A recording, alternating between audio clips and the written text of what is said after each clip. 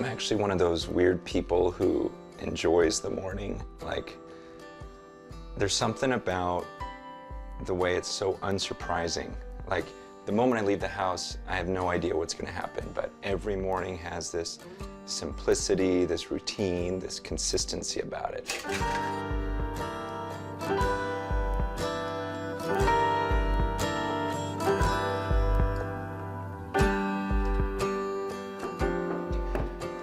I speak pretty regularly at this one college. It's the same college every year, and I noticed something. There was this girl on the worship team, and every time I came there, it seemed like she was different.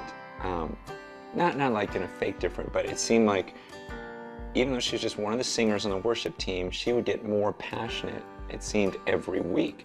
And I was surprised by that because, you know, I speak and I go to different places, and it can get routine-ish. And so I finally approached her one day. I go, you know, even though you do this every week, it seems like it's really fresh to you every single week, and it's new to you every week. And I just asked, how do you do that? And she said something really interesting. She goes, when I have like a great time with the Lord and worship, I never say, God, give me what I experienced last week. Duplicate what you do it again, what you did last week. She goes, instead, I say to him, God, you are a creator, and would you create something new in my worship experience with you? Would you give me a whole new perspective of you this time when I worship? And I thought, wow, that is so cool. I never thought of that aspect of God being a creator and wanting to create something new. And I thought, why don't I do that even when I pray, even when I have times alone with the Lord? Why don't I just pray and say, God, this time when I pray to you, this time when I spend time alone with you, I want us to be more intimate than ever before. Would you create a whole new experience with you? Would you expand my understanding of you? And it's pretty interesting. If we were to really do that and focus and put that type of effort into it, I just think, what would our relationships with God be like at the end of our lives?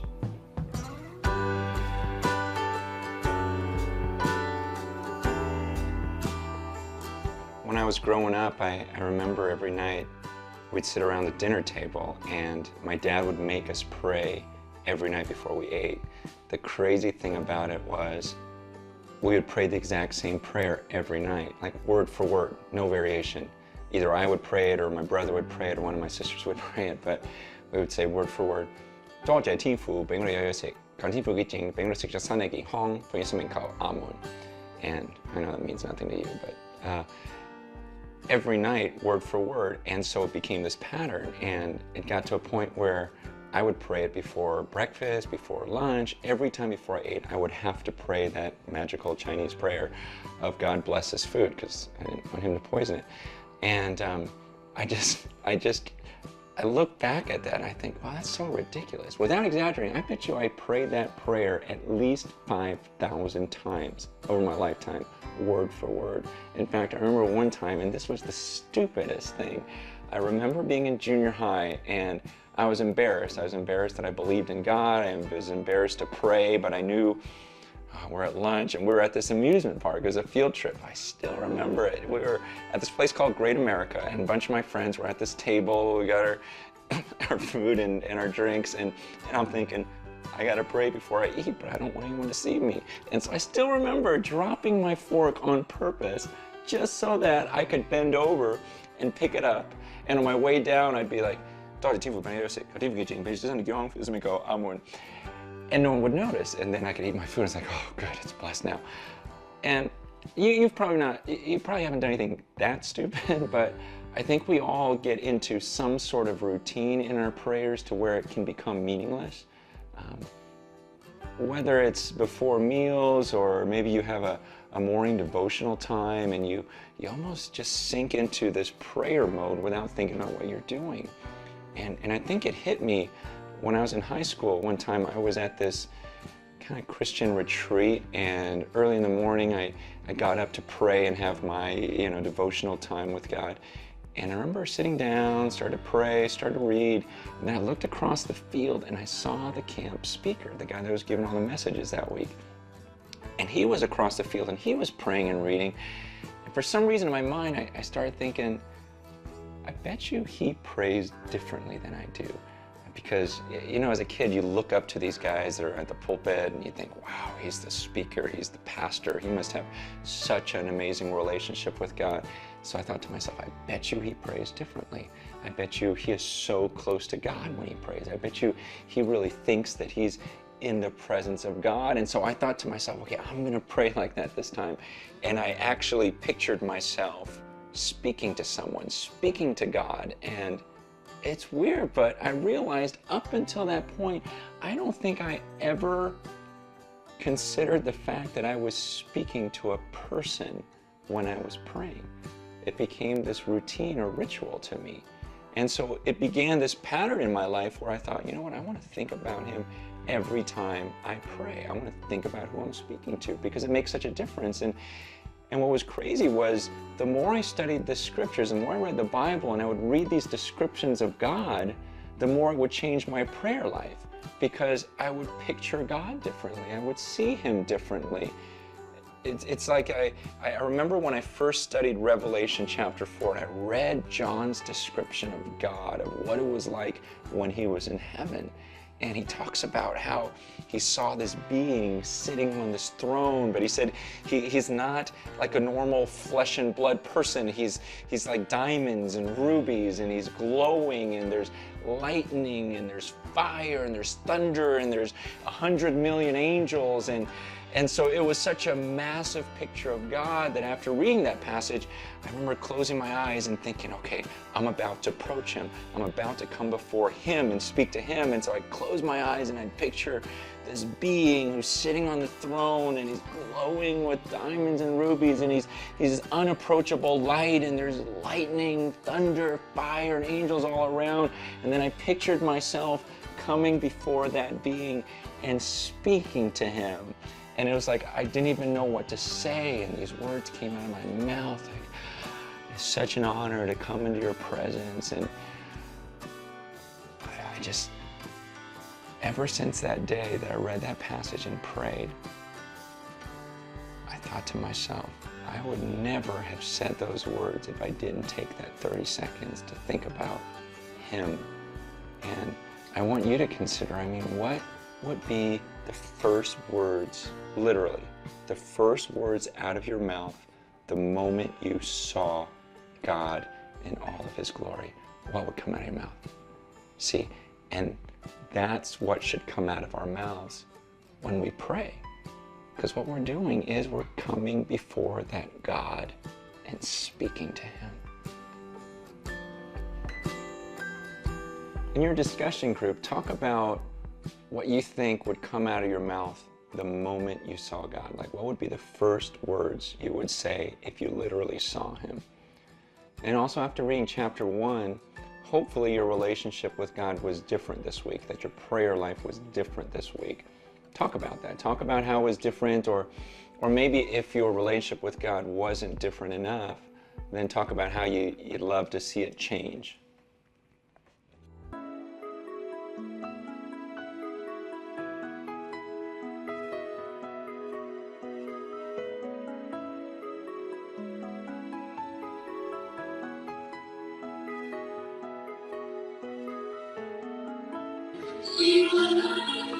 Hurry, get over here. You'll miss the show. Take two. Actually, after getting in an argument, we decided to kill the first video. So we are here having a conversation. And as most people know, that in ministry, you never minister to your own home. Because if you think you're a priest in your own home, guess what? The priest in Aaron's home was you-know-who. And Moses had Aaron and, who else in the home. So let that be a lesson to you, man, that if you think you're a priest in your own home, you probably got a revolt just waiting to happen.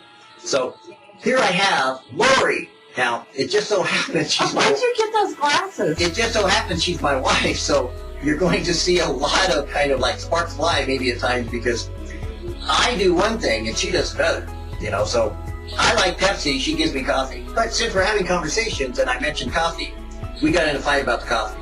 So then we got over that fight, so then we started recording. Yeah, he didn't want me to make it for him.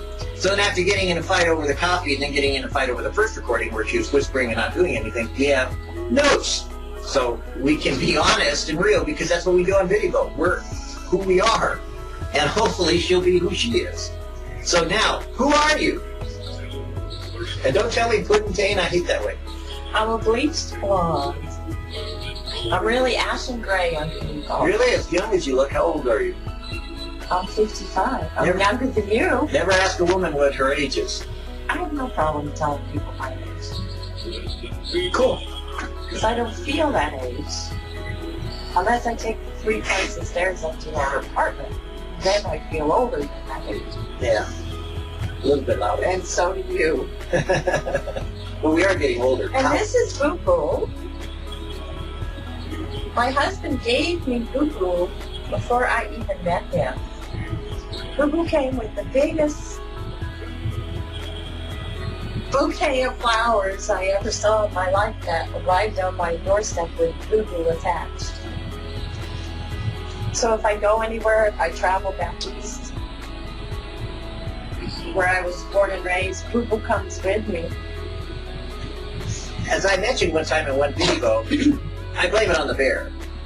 Apparently, when I sent her some flowers from FTV, the Hefty Lesson for You single men, my daughter's children took the flowers and she can tell you the rest of the story. What you talking about? Your children, what they did with the flowers. What my kids do with the flowers? Yeah. Or do you even remember? I don't know what you're talking about. You came home and they were in your bedroom or something? And They were sitting in my bedroom next to my bed, and they were all excited. Mom, you got flowers, and I'm like, from who? They go, we don't know. And it was from? Chico, you tell the story. It's your story. I wasn't there. That's it. That's all I know. There were no bears there, I said the bear came with the flowers. but you didn't explain about the flowers came and where did it. Oh, I know. I'm just a little slow. Michael lived in Alaska, in the bush. And we were talking about Alaska, and there are bears in Alaska.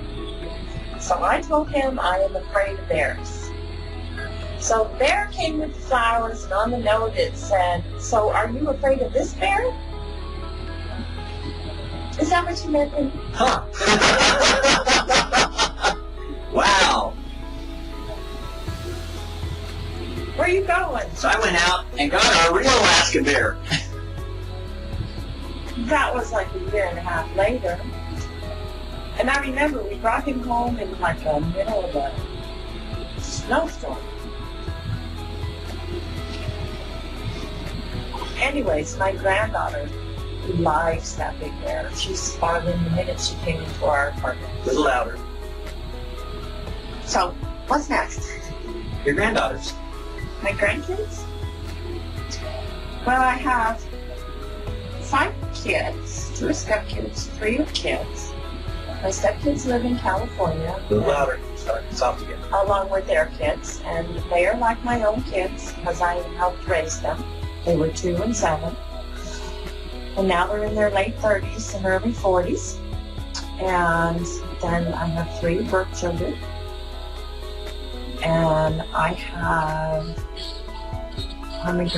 They each have 1 child that lived here in Utah with us. So I have a 13-year-old grandson and a 3-year-old granddaughter and a 10-month-old grandson that live here. So where do you live? With you. Because people on Just video be don't know where I'll you're be coming informed. from. You need to, if I ask you questions, I'm going to try to get you to open up a little more about where you live, and people don't know where you live. I live in Louder? Utah. Okay. And where's Smack dab in the heart of Mormon country. Which I lived here for 25 years. Where is here? Raised my kids in a house in Bountiful.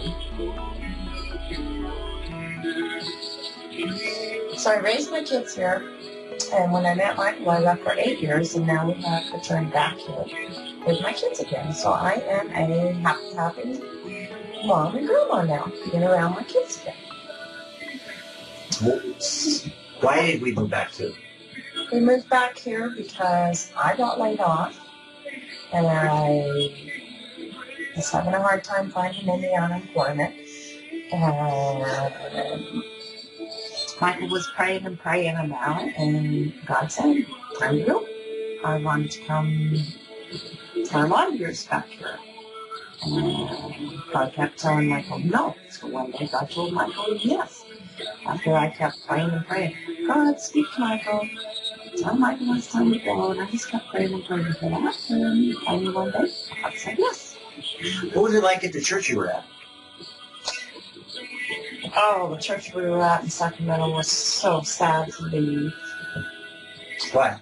It was Calvary Chapel, Laguna Creek, and Rich is the pastor there, and Rich is just very blessed, and every single Sunday, Wednesday night, he is just so blessed by God, and so filled with the Spirit, and just wonderful. So we watch him either live online now, or we'll, what's the name of that thing, and stream it? That's live. No, what's the name of the... Live stream. Live stream? Is that what it's called?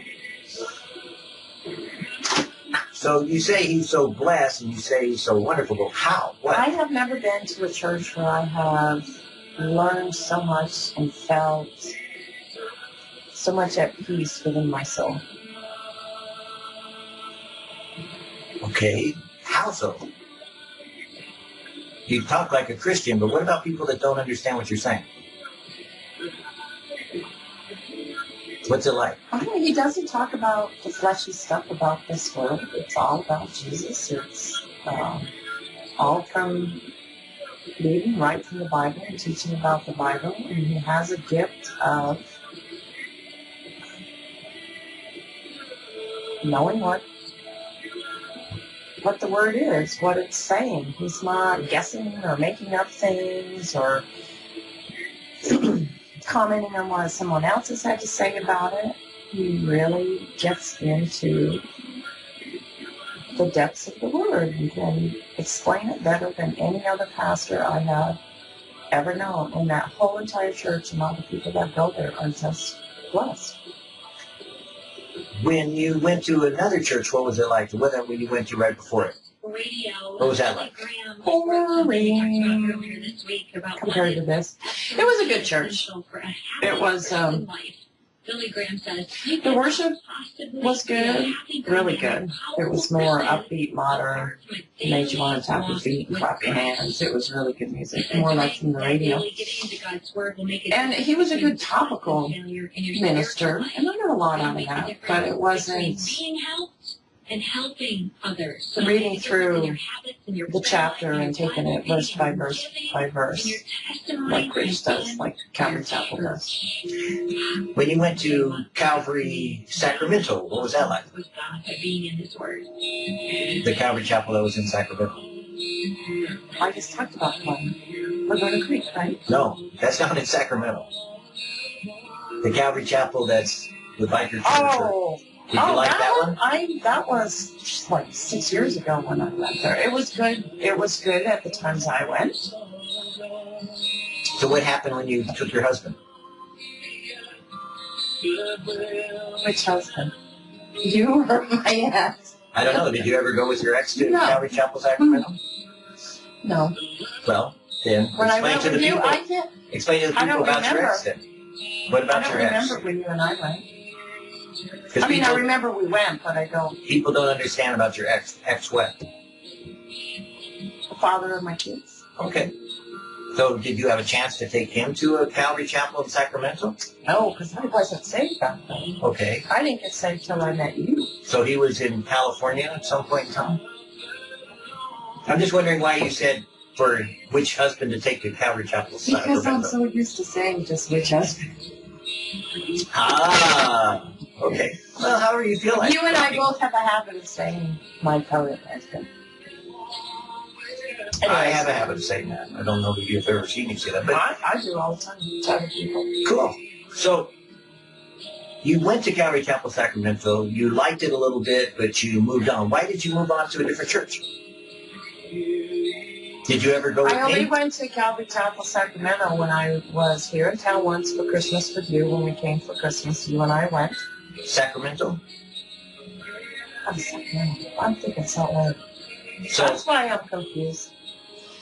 Calvary Chapel, Sacramento, we went to a couple of them. Other than Laguna Creek, we tried a couple of them, and it was mostly elderly people. we went to one Calvary Chapel that was in downtown Sacramento. That's Calvary Chapel, Sacramento. We went to another Calvary Sacramento. We also went to All the the warehouse. ministers were never there. The warehouse. Okay. So tell me about that. What's that mean to you? That the ministers were never there? Or the pastor? Well, with you, if the pastor's not there, then that tells you you're not supposed to be there. Why? That's what you told me. Okay. In other words, so this is what I explained to you, and I mentioned, before that when I was looking for a church for my wife to grow in or to get more intimate with people, I prayed that God would eventually send her to a place that she could grow on her own without me influencing her. Because, like I mentioned at the beginning of this, or maybe the previous one, that a prophet is without honor in his own home or his own countryside. And we know that Jesus, when he went back to Nazareth, he could do not many miracles there because they knew him as the carpenter's son. A lot of times your ministry may begin in your own home, but that doesn't mean you're the minister of your home. The person who is the minister of your home is Jesus. He is the head of your household. He is the person in charge of the church. He really is the third part of your marriage. So with my wife, as being a new believer, I wanted her to develop her own personal relationship with Jesus. And as she'll explain in her own testimony, she has her own different relationship with Jesus than I do. And because she does, she grows in one way, and I grow in another way. And the closer we get to Jesus, the closer we get to each other. That's how we've been taught, and that's how I presented it to her. So in seeking churches, I know that I have an influence on people around me. It's not easy for me to fade into the wall work, the backspace, and not be seen or heard or known or somehow made manifest. So I didn't want her to be influenced by that, to live under a shadow or somehow not have her own identity. So I've always prayed that the Lord would take us to the right place, the right time, the right church or fellowship that she could be intimate with and grow from. And every time that we went out to look for a church like that, all the different Calvaries, they would not be there. How many churches would you say we did that to?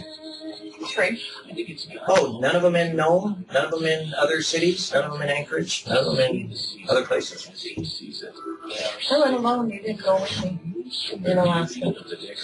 The churches that I remember, as husbands and wives often do, was 5 that were in the Sacramento area and vicinity, that none of the pastors were there when I went and saw.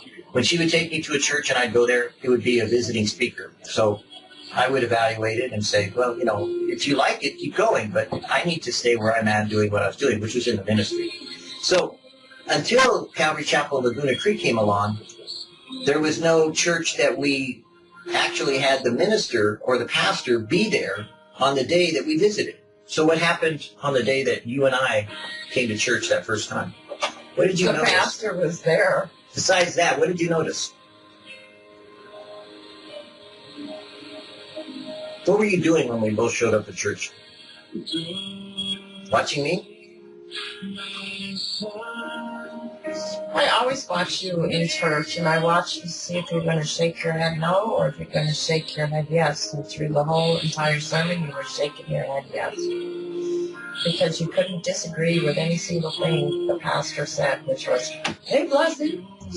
Have you seen that before where I disagree with pastors? No, never. You always disagree with pastors. I've never seen you agree with the pastor total. And I don't think there was any single service we went to out Laguna Creek that you disagreed with anything. How long did we go there?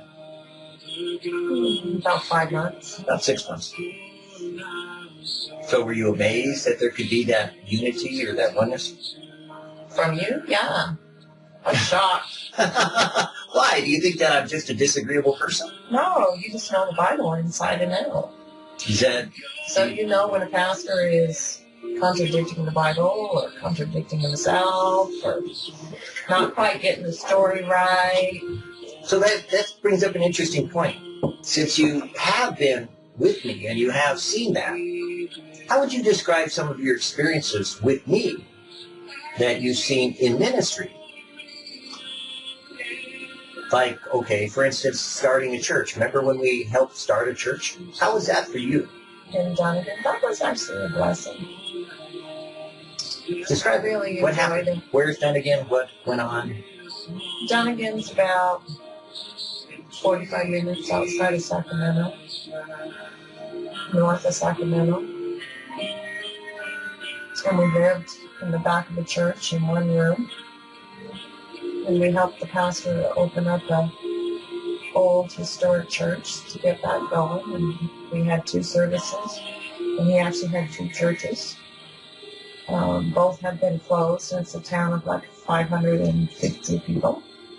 So we would do the one service, and then we would haul everything back over, coffee pots, microphones, music stands, everything from one church to the other, and it was 2 different types of people that went to each service. So how did you like that? I enjoyed serving. Did you learn anything? And I don't mean serving the coffee and the food and stuff. I mean serving the Lord, getting to know the people. And I probably learned quite,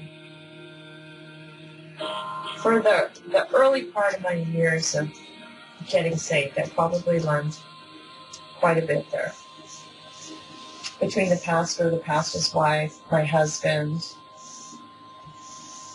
The pastor would stray a lot in teaching the Bible and telling a lot of stories, but I probably, my first real growth spurt in the Lord was probably there. Cool. When did you get saved?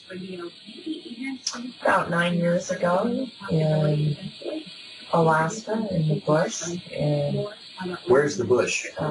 King Salmon off Bristol Bay. Is that like little tiny bushes, or is it like big giant bushes? No, it's called the bush because you can only get in by plane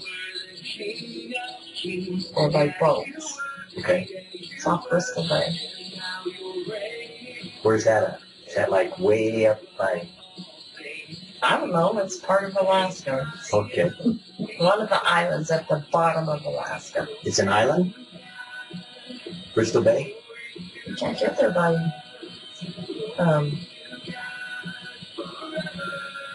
driving, so it's got to be an island. No. But that's What do okay. I know? It's, you go across from Anchorage and just fly up just a little bit north of here, and it's on a giant peninsula. A peninsula is like an island. You can't get there. It's got water all the way around it. A peninsula does. The only reason you can't get there by... Make me look stupid, boy. The only reason you can't get there by cars because there are no roads to get there. There are snowmobiles that could make it, but it's too far from the main highway. You have to fly many hours. How long did it take you to fly there? I don't remember. You're in a little tiny plane, getting out in the middle of nowhere. I don't remember. How big was the town? There was 1,500 people between King Salmon and Naknek, and it was 15 miles from one town to the other, and the 2 towns combined population was 1,500. So was there a road There's between... one road. There's only one stoplight, and that's not a stoplight. There are no stoplights. One stop sign, and that was right where you turn into the post office. Is that where you learned about bears? Oh, yeah, that's where I learned about bears. And learned how to drive a stick. Which I'll never drive again. So you moved to Alaska. You got saved in Alaska. What was that like? How did you get saved? What was your salvation experience? Well, I didn't even know what it was to even be saved. I grew up back in Cape Cod and went to the Cape Cod Federated Church, and I went all through Sunday school and junior high fellowship and high school fellowship. My mom taught Sunday school. My dad attended there from the age of 4. And I never knew what it was to even be saved until I met you. So if I can interrupt for a minute, your church that you went to, what was it like? I mean, you say Cape That Cod, was awesome. Cape Cod Federated Church of Hyannis. Is that like a Anglican? I think it was a cross between Presbyterian and Episcopalian. Okay, something like that makes sense. So it had a man pastor, a woman pastor. I had a man pastor, Reverend Schultz, for years and years. He was the pastor there probably for 50-something years. Schultz? Schultz. Sounds Jewish. Sounds German. Just kidding. Trying to put a little plug in there for him. So who was there when you're at the end? And then after he died, then they, every few years, went through different. Okay. So you're back. I left by, Reverend Schultz was still there when I left, when I was in high school to go out to Utah to go to college. So what would you say, how much would you say you knew about Jesus or the Bible or anything from your church? The stories we were taught growing up. Just stories? I mean, did you know Jesus? Would you say you knew I did not have a personal relationship with Jesus. I believed in God. I believed in Jesus. I believed in prayers. I prayed all my life growing up. I remember listening to Billy Graham with my grandmother and watching Billy Graham. I remember watching Billy Graham at home. I remember getting on my knees with Billy Graham a couple times. I probably got saved by Billy Graham back then, but didn't realize what it was all about. Okay. Did it make a difference in your life, or did you just go on from after praying still with your life the way it was? I don't know if it made a difference in my life. I was too young. Okay.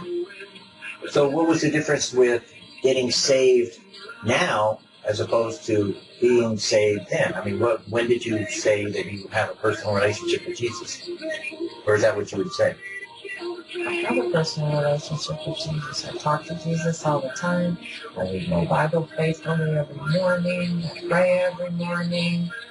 I know more about Jesus through going to church. I know a lot about Jesus by just listening to you, which is so long-winded, and I also get tired of watching his hands flying everywhere. That I can only last so long, and he ends up putting me to sleep. Seriously. Not that I don't love listening to him. I just get too relaxed listening to him, and I'll end up doing the bebop thing. So, what happened in Alaska then? I went out. You were working at a motel. And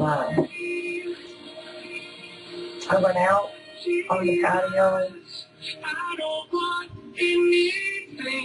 one day, and I just asked Jesus into my life. I had written down the sinner's prayer on a piece of paper, and I said the sinner's prayer.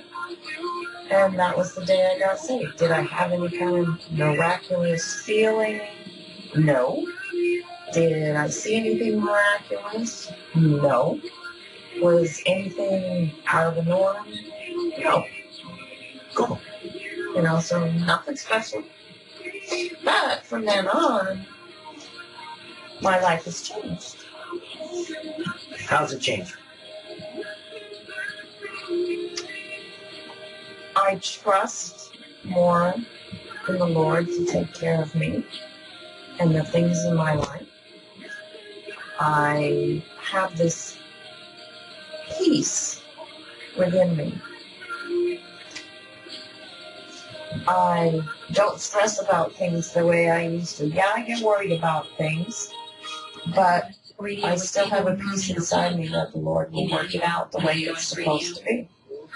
I don't feel as panic-stricken about certain things. I still get nervous about certain things, but like 1/10 compared to the way I used to be. Cool. I don't treat my life as fleshy as I used to. What do you mean by fleshy? Just, I don't know. I used to party, maybe get drunk once in a while, now if I party, I'll have like maybe a glass of wine. That's it. Go home early. You know, it's not like it used to be. So, if we were going to talk about religion, you know, and you say you live in Bountiful, Utah, are you a Mormon? No, Why not? I choose not to be. What do you define as a Mormon? What do you think a Mormon is? A member of the Church of Jesus Christ of Latter-day Saints. Okay. What's that mean? I have Jesus. They have Joseph Smith. Is that what you would define being a Mormon as? I mean, how long did you live in Utah? Before 25 years or more. So, were you a Christian while you were in Utah, or you didn't? You said you got saved in Alaska, so you weren't a Christian. I had all Mormon neighbors on all Mormon neighborhoods. They would come over and they tried to give me lessons to become a member of the Mormon Church. The kids' father was born and raised Mormon. The kids' grandparents were raised Mormon. So why did you become Mormon, or did you become Mormon? No, I did not want to. Okay. Why not? I looked into it, but I decided no, I did not want to. Was there anything that stopped you, or was there some particular I reason? didn't believe in what they believed in. Well, I don't understand. I don't believe in this guy, Joseph Smith, and the angel that spoke to him. And the Okay. So is that what really stopped you? Was that the whole idea of some angel talking to some guy, and that didn't feel right to you? It was a big part of it. Was there anything else? Was it like contradiction? They never talked about God or Jesus very often. Okay. They would pray, and they would pray, you know, to our Father in heaven, and they would ask for blessings and stuff like that, but there was no meat. So in those days, would you call it meat, or would you just say it wasn't about talking to God, or somehow? It wasn't about talking to God. Okay. Do you talk to God? I talk to God all the time. Does he talk to you? I don't know. Really? You say he does? I don't know. I mean, it's your call. I would assume he talks to me because, It's you know, not for me to say. I can't say one way or the other. I make certain choices in my life, and I assume that they come from God. So, by way of your own choices, you think that's how God speaks? I think God speaks and directs me. So does he You know, influence your choices, or how does God speak to you? I mean, how does God speak to you? Like if I want to do something, and sometimes I'll hear this little voice in my head go, "No, that's God." Okay, is that your conscience or God? Well, it's not my conscience. Your conscience can bring up all kinds of stuff. It's Okay. usually wacky stuff. So you'd say, I mean, if I was trying to understand you with Your conscience makes excuses. if I was going to understand you with what you're telling me, then God does speak to you. Because you just said that little voice inside you. Yeah. Okay. Are you afraid to say that? Well, I just said I just don't know how to put it into words, so I always say I guess so. Well, I thought you said no. I said I guess so. Okay. We'll find out what we're You tell the truth. You know, it's interesting. Now, how would you say? How do I? She's throwing things at me like what she thinks she got done on her own little notes to keep track of. So, would you say that God speaks to me? Oh yeah, God speaks to you all the time. How do you know that? God is good to him too. He always gives him a parking place in the front door. Oh, is that one way? All the time. How many times did you say? Pretty much almost every time we go shopping. Doesn't that happen for you? And I go, God loves you. Never. I actually park further away on purpose and walk. So do you see God as personal or just circumstantial? Personal. He's very personal. Do you think that Jesus actually, we can ask him for things and he answers? Yes, and the Bible tells you that. Okay. What would you say is the one most important scripture you ever memorized? Trust the Lord with all thy heart, and lean not unto thine own understanding. In all thy ways acknowledge him, and he shall direct thy paths. Plural. Wow. Everybody always puts path. You look at these little things in the store with the sayings on them, and it's always P-A-T-H. But in the Bible, it's P-A-T-H-S. Praise the Lord. So, you mentioned that you have children, but you didn't mention any of their names. Chad, Tracy, Michelle, Jennifer, and Frank. Okay. But Jennifer likes to be called Jen now that she is older. She does not like me to use Jenny. She doesn't like to use Jennifer. She likes Jen. Why do you call her my Jen? My Jen? I have no idea. Do I do that? Yeah, you always say my Jennifer. Or My Jen? My Jenny. Oh, probably because my stepson Chad, his wife's name is Jennifer also. Oh, So that's probably why I say my Jen. okay. You always say it in this loving way, you know. And how would you describe your one daughter, Michelle, I think, compared to Jenny? What's Michelle like? Well, I used to think that Michelle, she's my oldest born, and I used to think that she was more like me. She's more like me in the different things I used to do, like traditions and stuff. She's very traditional. What's that mean? And she does, what we would do at family parties, like Thanksgiving, Christmas, Easter, all those kind of things. She's Likes to sticking put on to parties? traditions. And likes to put on parties, and I used to do that, and now she doesn't. My Jen,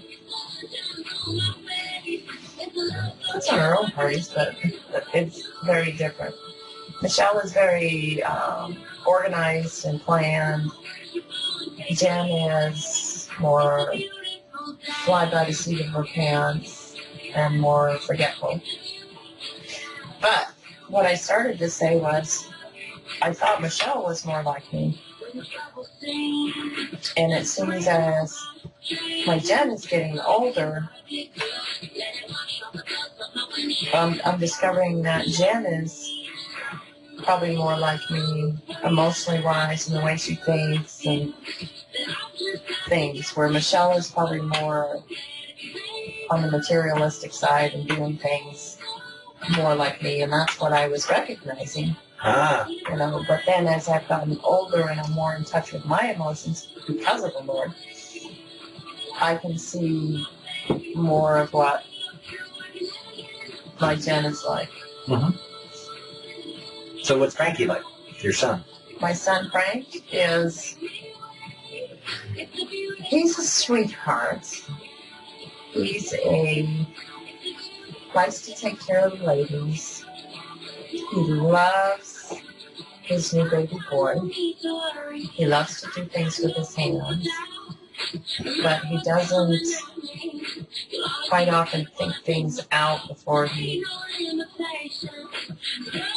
does something. He more like reacts to something instead of thinking things out.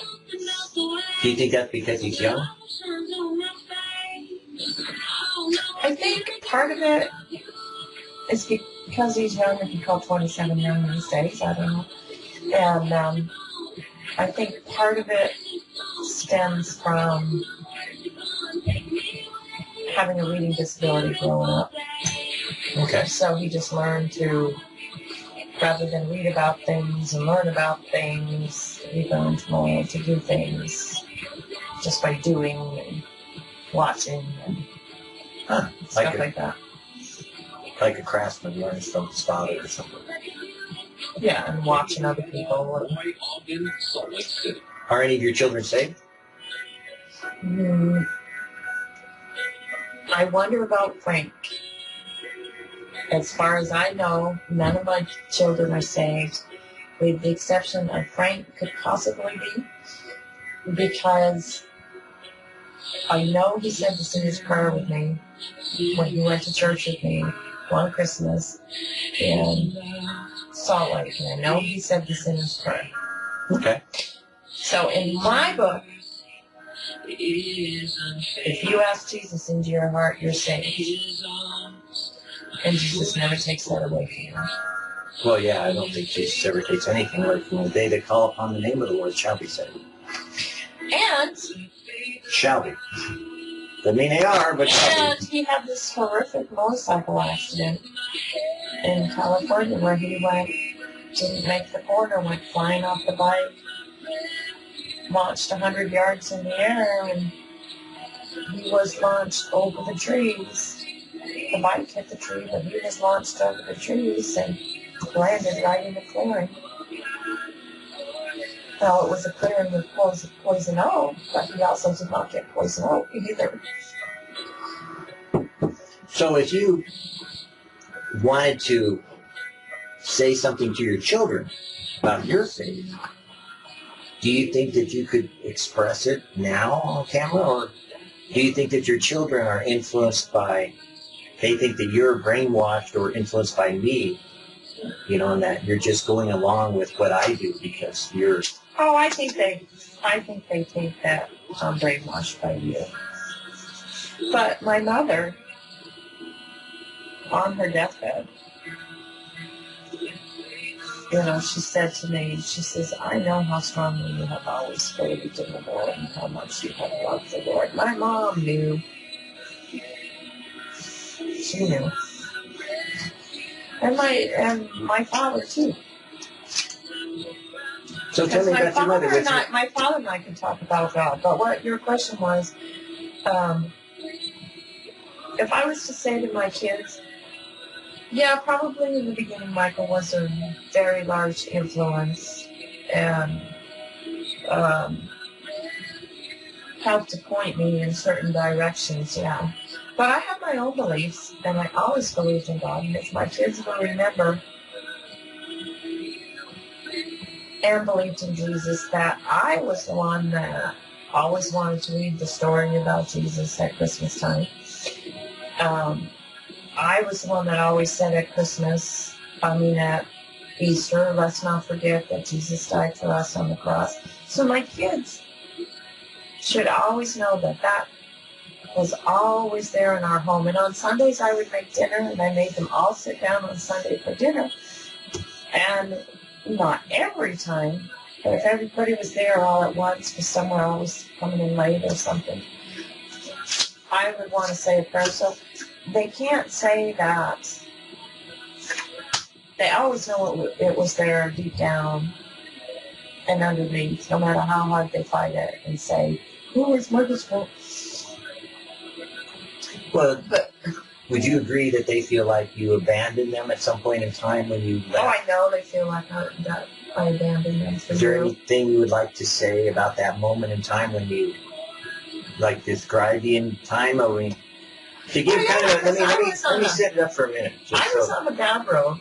My wife, Lori, is about to describe some personal feelings and some personal emotions that she went through that was very challenging, in the sense that she had to do what we would normally say is, if you're a Christian, experience an Abraham moment, when God literally reached down and spoke to Lori without her knowing it, to leave her family behind, that she would go to a faraway land, to a faraway country, and that she would experience a new family and a new home. She would have to leave everything behind in order to gain that. And she did. And she gained me. And in gaining me, she wound up discovering Jesus and learning to have a family of God that is what you are. And so, unfortunately, because she left her family behind, they also have emotions and feelings about that. So she'll tell in her own story what happened at that moment. I was daydreaming. I'm sorry. That's okay. So what was it like at that moment for you and your children? What was the scene like before you left? Oh, sad. What was happening? What was happening at that moment in your time in life? Oh. I had divorced the kids' dad, and I had remarried for 10 years. And he was a really bad alcoholic. And I was right there with him, drinking with him. And so would you say you became an alcoholic? I became Yeah, I became an alcoholic, but I was a functioning alcoholic. Okay. Where he was out on the floor, non-functioning and blackout. I never had blackouts. I basically just enjoyed the taste of the drink. Okay. I didn't like getting drunk. I enjoyed the taste of the drink. Did he do drugs? So he was a medication drug user. Codeine.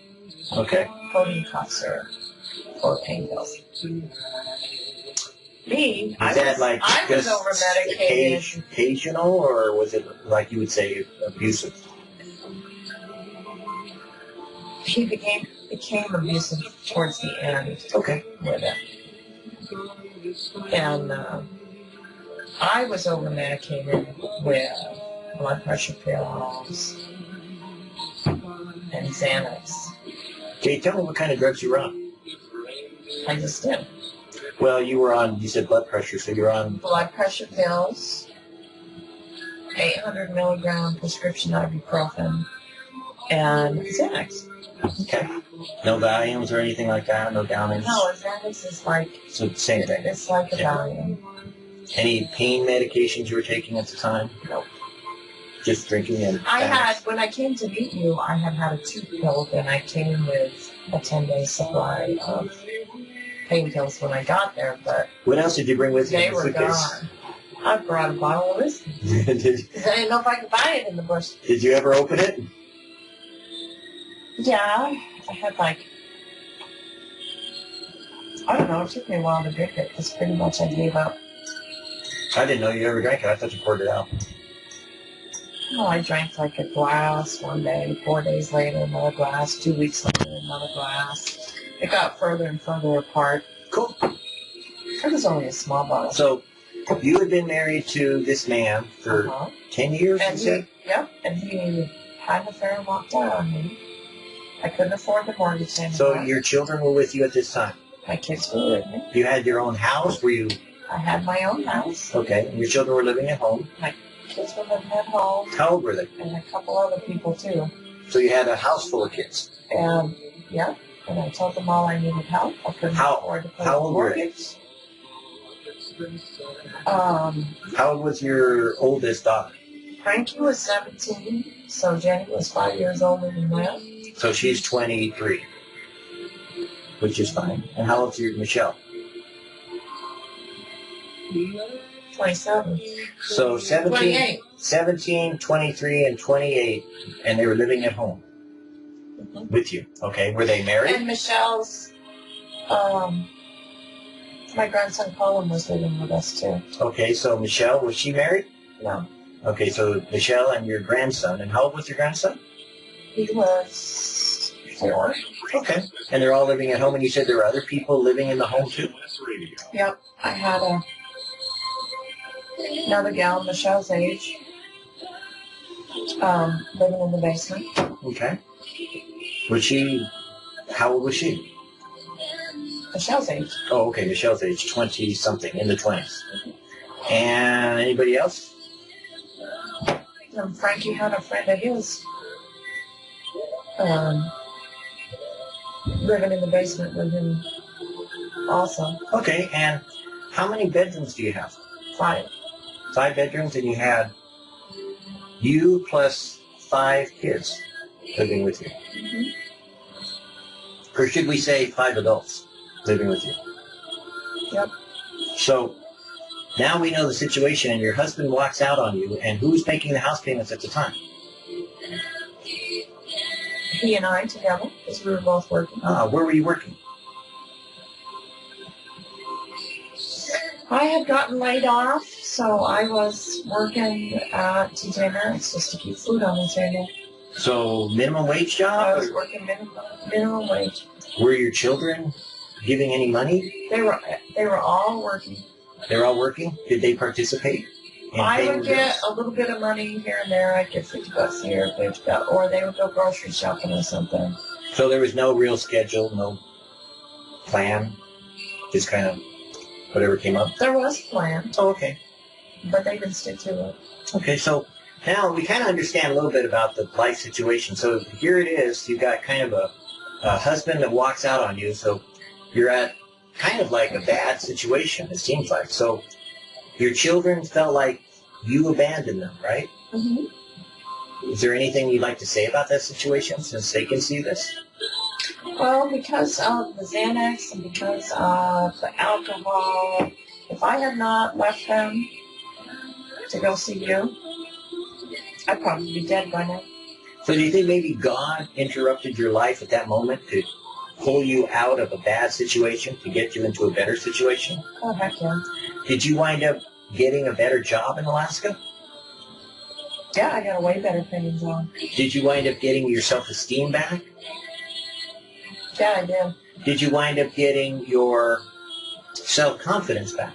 Yeah, and I also weaned myself off alcohol and pills. So you wound up changing On my your own. life. So you wound up, or somebody wound up changing your life, and your life was better for having left. Yep. Would you agree to that? Yeah, I couldn't think clear. I was always paranoid all the time. I could feel the Xanax wearing off, and I'd get shaky. So when your husband left you, and you were living in this house, at the moment that you left, were you able to keep making the house payments? No, Were you winding up losing the house? we were gonna either be foreclosed on or needed to claim bankruptcy. So now, is there anything that you would like to say? I mean, you mentioned about how you felt better, you became better, you got your life back together, you became, more of a person, and then you wound up finding Jesus and you got saved. So would you say that your life has been better since you met Michael, or has it been worse than when you started? No, it's been better physically wise, and it's been better emotionally wise for me. Really? You look so sad about that. Well, I'm just trying to think what else. That's my brain going. No, that's fine. Can't you see the smoke coming in? So would you say you're glad to be married to Michael, or are you just kind of... That depends on the day. We have our moments. I love him. Well, do you think you'd ever divorce me? I mean, that's fine. No, I'd just leave you. So... Forget the divorce. There you go. So... Been there, done that. Don't need it. So with your children involved... We don't have anything to split anyway, so... So with your children involved, would you say that your situation is better now, having come back to the state, than what it was before? Yeah, because they're all grown up and they're all mature and they all have babies and they now understand what it is to have a house to take care of, to have responsibilities to take care of, to have children to take care of. And they learn that, it's not all perfect. So would you say that you become friends with your children now? Yeah. Do you think that they still hold it against you for having left in some ways, or do you think they're over that? No, I think they're over that. Well, that's good. And we're really happy on that. So tell me about your grandchildren. Well, let's see. I have a 13-year-old grandson, Colin. He was the grandson that was living with me in the house, and he was there from when he was born until he was 4. He's in 8th grade, and he's a big boy. He doesn't take after his grandma. He takes more off after his other grandparents' side of the family. And he's a well-behaved boy. He's very respectful of his mother. He's starting to get into that age where he's starting to get a little bratty. But he's been a really good kid so far. He's done well in school. He loves sports. He did wrestling for a while. He did basketball. He loves baseball. He's always on the Little League every year. And he tried out for soccer and made it, but when Mom found out how expensive it was, they nixed that idea for him to play this year. So I think he'll always be in sports as he's going through school. And sometimes it's a little tough for him because he has a little touch of asthma, but he doesn't let it get him down. And he's not safe. And he's not safe, no. And then the next one is Olivia. She's 3. She's the princess of the family. She always has to wear her princess outfit. And she's got the little plastic high heels that go click, click, click all over the floor, and we all remember those.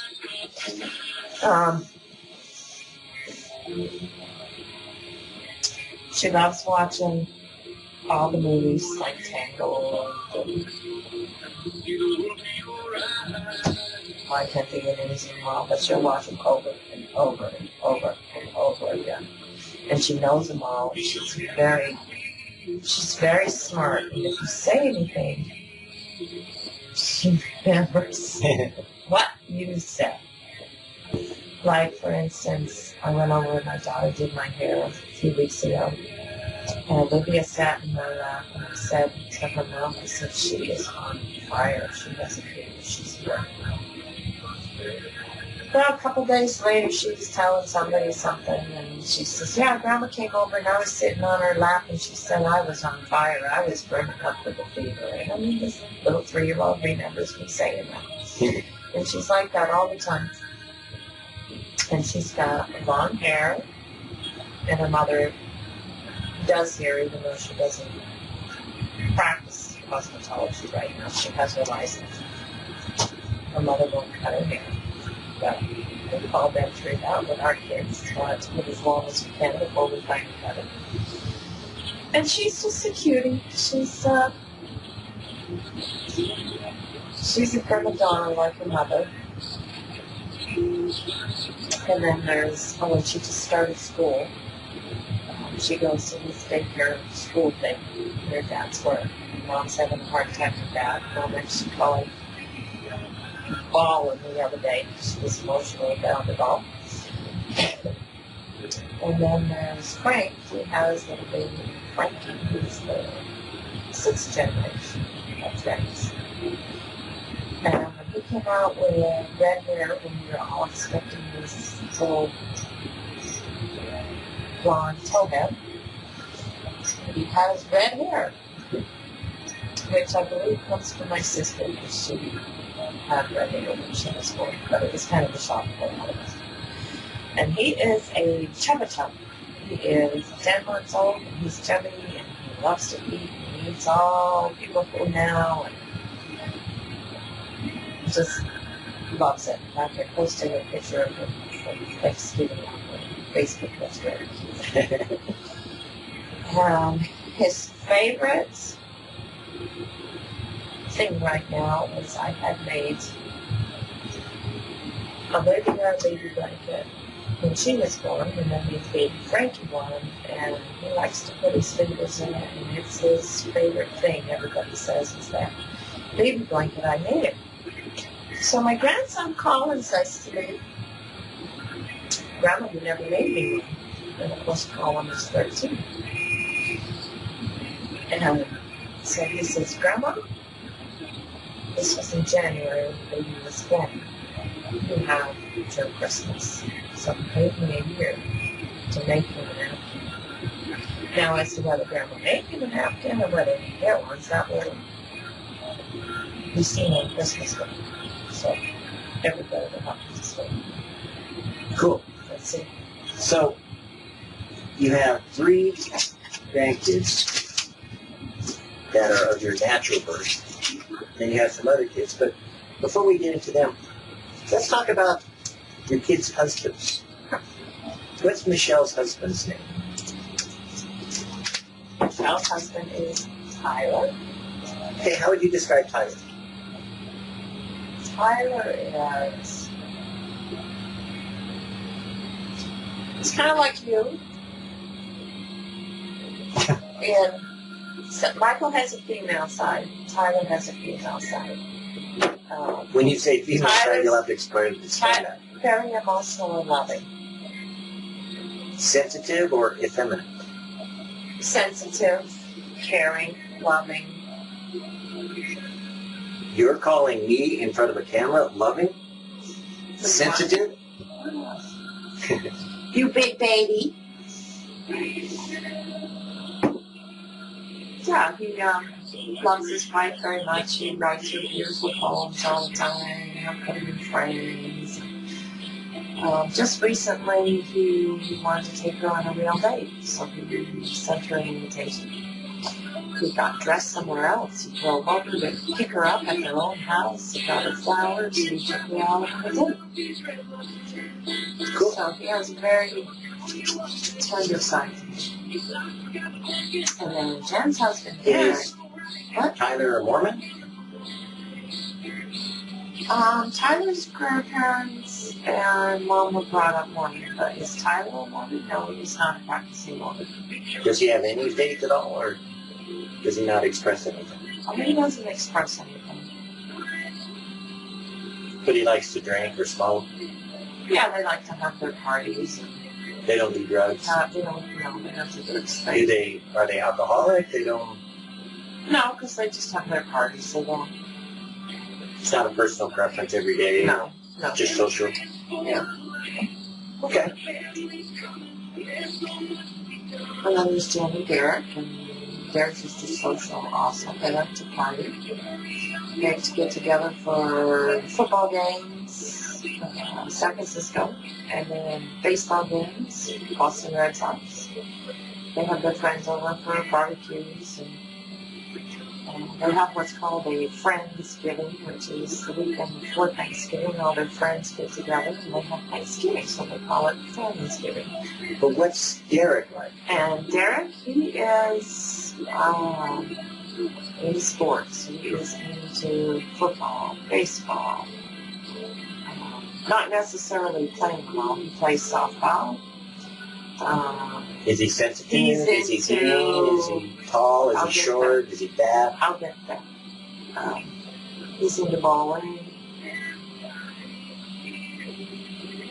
Maybe lose my train of thought now. Oh, golf. He loves to golf. If he could be out golfing every weekend, he's out there.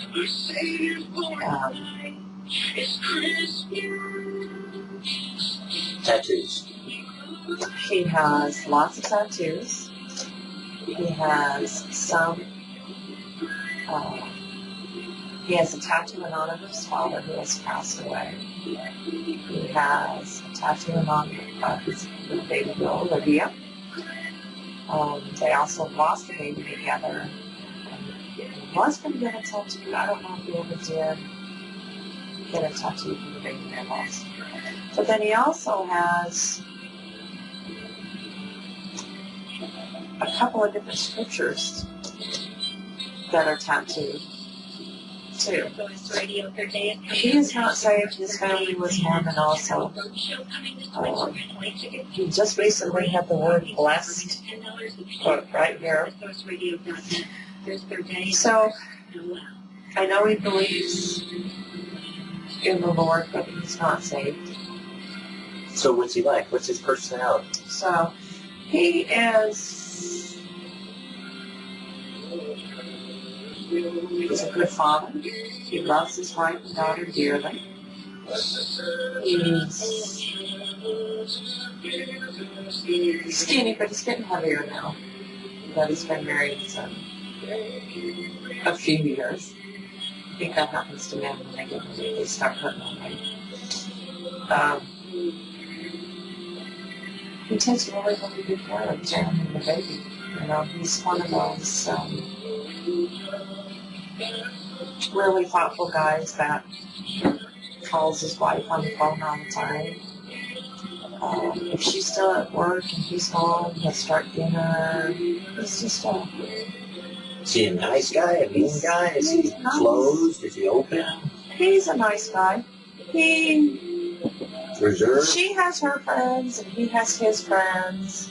And they both do things separate with their friends, but then they do things together with their friends combined. So it all works. You know, they're not jealous of each other and their friends like a lot of couples do in their marriage. It's interesting. You keep describing actions, but not the person. Because before you were talking about Michelle's husband as being sensitive or effeminate, and then what he did being that kind of person. Have you ever really mentioned how Derek is? He loves his daughter very much. He loves So he's a his loving wife very much. He takes care of his wife. Does he laugh? Is he serious? Is he quiet? Is he... Tyler, Michelle's husband, is quieter than Derek is. Derek's... Is he loud? Is he like... Derek's like Is he an A you, personality? yeah. Is he out there? Is he over the top? Derek's like you. He's loud compared to Tyler. Tyler's very soft. Well, I mean, but in a crowd, is he Derek's stand more out? aggressive. Yeah. Oh, he's aggressive? Especially if he's having a drink. So he drinks? Yes, I would say that. But no drugs? No. Okay. Just a social drink? Yeah. There's more... Well, personality usually comes... Some type of personality comes out. We'll go to the bathroom. Okay, so we'll wrap this up in a minute. So what's...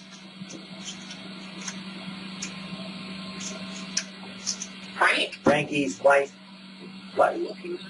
Becky, when she first met Frankie, was very, very quiet, shy, hardly said 2 words. It was like pulling teeth in her to say anything. But that comes from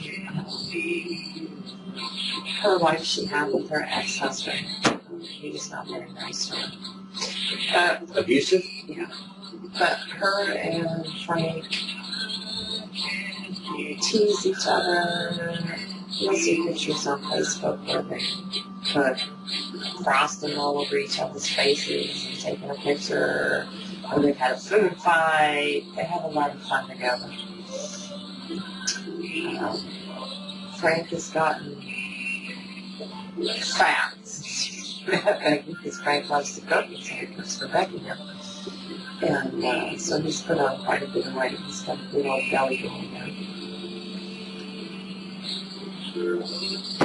About her baby, and Frank was getting a little ornery recently because he got laid off.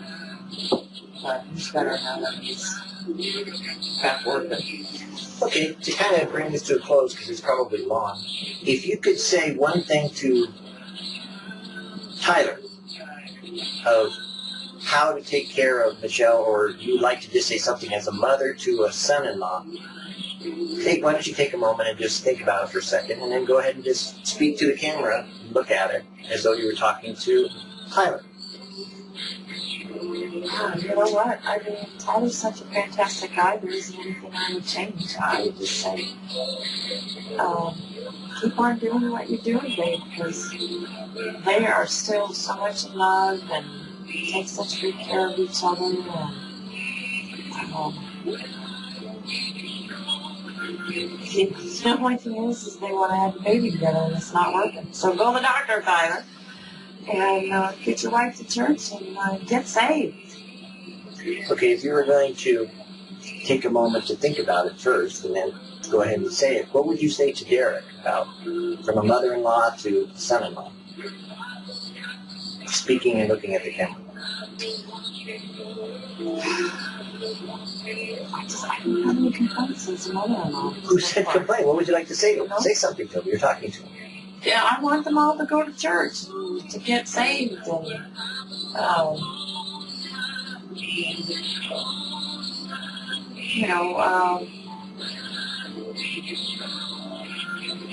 I guess Derek can help a little bit out more with housework, but that's something a mother-in-law would say. So. Because Jenny runs her own business, and they both take care of Olivia.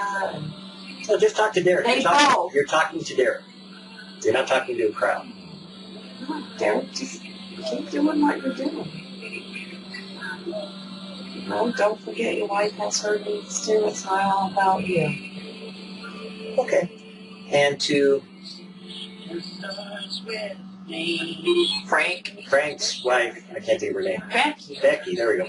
To Becky, what would you say to Becky in order to speak to her directly, talking to her, look at the camera, what would you tell her as a mother-in-law?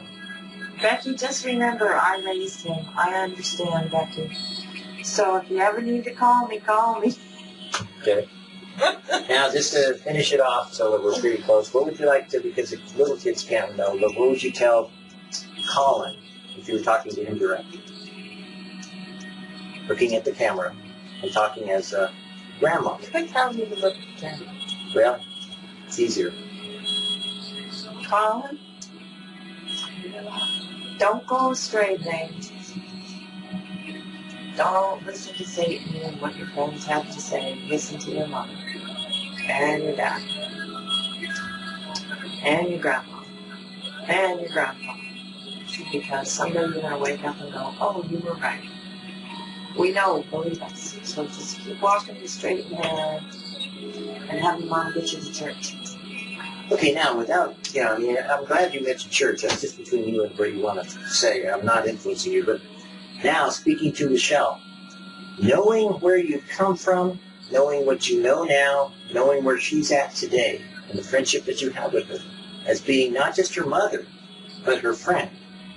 If this was the last day of your life, and you would never see her again, Don't. Go ahead, and if you want to cry, you can cry. Don't. Go ahead and get emotional. You can get emotional. I'll go get I'm some tissues. But if this was the last recording that they saw of you, then what would you like to say to Michelle? Because this might, you never know. So go ahead. Anything you want to get off your chest or anything you want to say to her, talk directly to the camera and talk to Michelle. There isn't anything except love.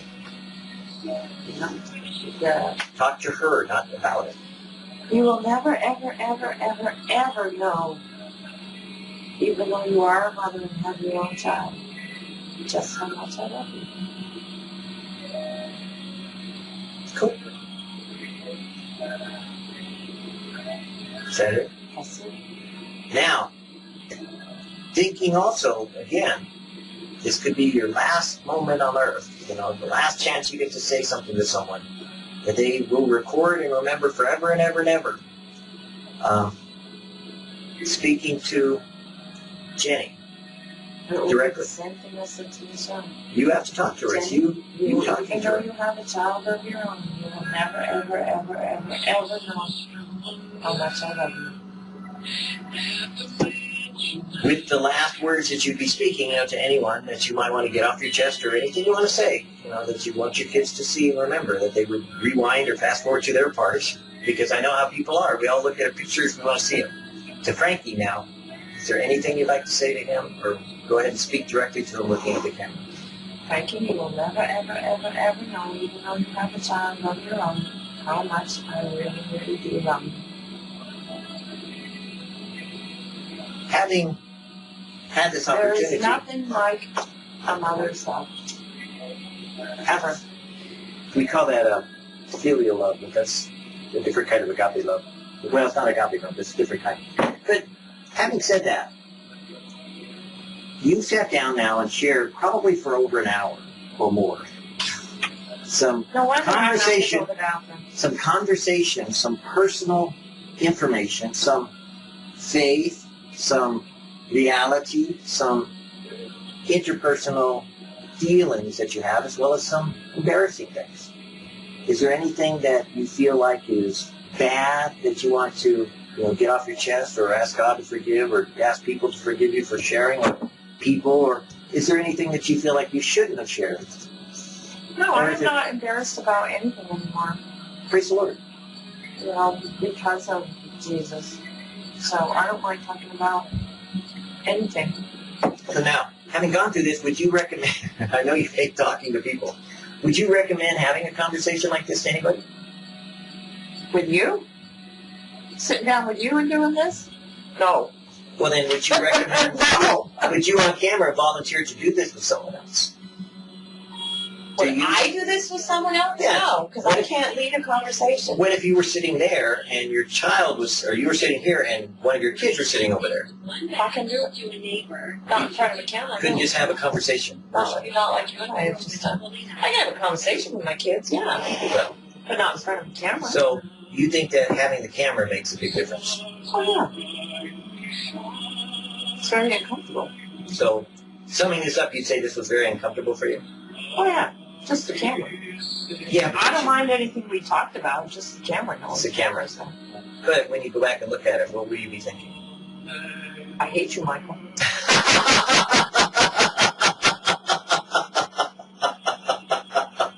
That's probably probably a good place to end. I don't know where my toes going the whole time. That's probably a good way to end it. But I am impressed with you. You have come from where you were to where you are to where you shall be. And I pray a blessing upon you for being so honest and real, being upfront. That I'm sure people in conversations will look at this and be blessed by knowing you a little better, getting a chance to meet you and understand you, where you're coming from, and maybe even get the opportunity to, relate to you a little bit better than what they did before, because they'll have some insight into who you are. I know I have had the privilege and the honor, of listening to you share about your children, about me. You haven't had a chance to really, badmouth me enough. We didn't get into the dirt of you. I mean, Well, I was gonna, right but you here. said you had to go to the restroom, so I was I like, know, well, I can't we'll have to stand save it. that for another time. So we'll make a date that we promise we will bring Lori back for conversations another time, and we'll devote the entire 3-hour segment to giving the dirt on Michael.